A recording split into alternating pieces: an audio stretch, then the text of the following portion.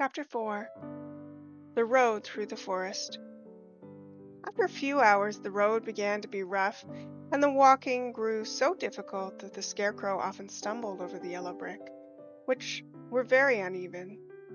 Sometimes, indeed, they were broken or missing altogether, leaving holes that Toto jumped across. Dorothy walked around. As for the Scarecrow, having no brains, he walked straight ahead, and so into the holes he stepped and fell, at full length on the hard bricks. It never hurt him, however, and Dorothy would pick him up and set him upon his feet again, while he joined her in laughing merrily at his own mishap. The farms were not nearly as well cared for here as they were further back. There were fewer houses and fewer fruit trees, and the further they went, the more dismal and lonesome the country became. At noon they sat down by the roadside near a little brook, and Dorothy opened her basket and got out some bread. She offered a piece to the Scarecrow, but he refused. "I'm never hungry," he said. "And it's a lucky thing I'm not, for my mouth is only painted, and if I should cut a hole in it so I could eat, the straw I'm stuffed with would come out, and that would spoil the shape of my head." Dorothy saw at once that this was true, so she only nodded and went on eating her bread. "Tell me something about yourself and the country you came from," said the Scarecrow, when she had finished her dinner.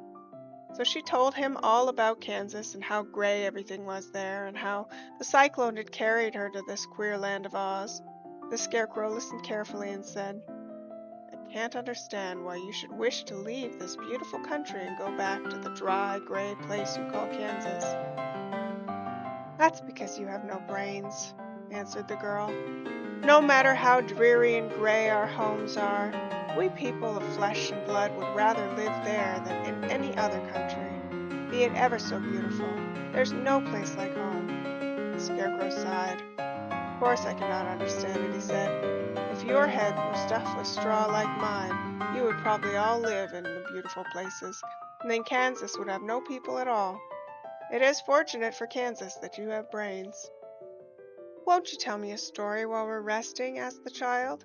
The Scarecrow looked at her reproachfully and answered, "My life has been so short that I really know nothing whatever. I was only made the day before yesterday. What happened in the world before that time is all unknown to me. Luckily, when the farmer made my head, one of the first things he did was to paint my ears, so that I heard what was going on. There was another Munchkin with him, and the first thing I heard was the farmer saying, 'How do you like those ears?' 'They aren't straight,' answered the other. 'Never mind,' said the farmer. 'They are ears just the same,' which was true enough. 'Now I'll make the eyes,' said the farmer. So he painted my right eye, and as soon as it was finished I found myself looking at him, at everything around me, with a great deal of curiosity, for this was my first glimpse of the world." "That's a rather pretty eye," remarked the Munchkin, who was watching the farmer. "Blue paint is just the color for eyes."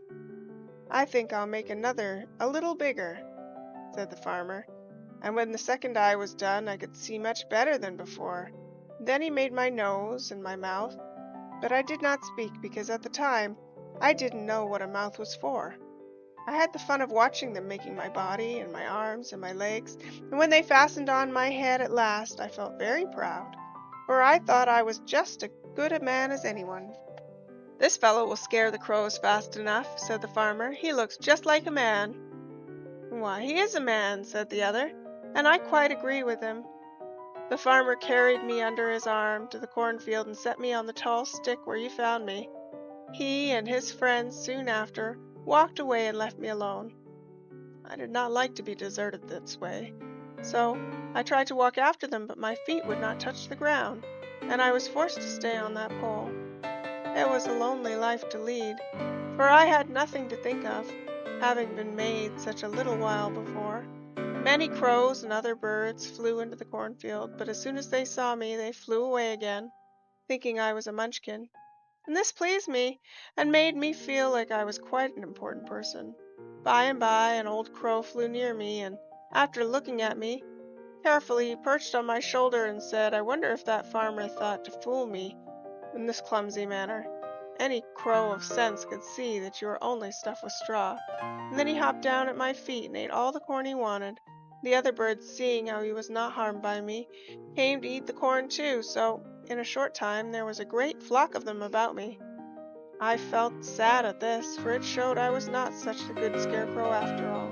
But the old crow comforted me, saying, "If you only had brains in your head, you would be as good a man as any of them, and a better man than some of them. Brains are the only things worth having in this world, no matter whether one is a crow or a man." After the crows had gone, I thought this over, and I decided I would try hard to get some brains.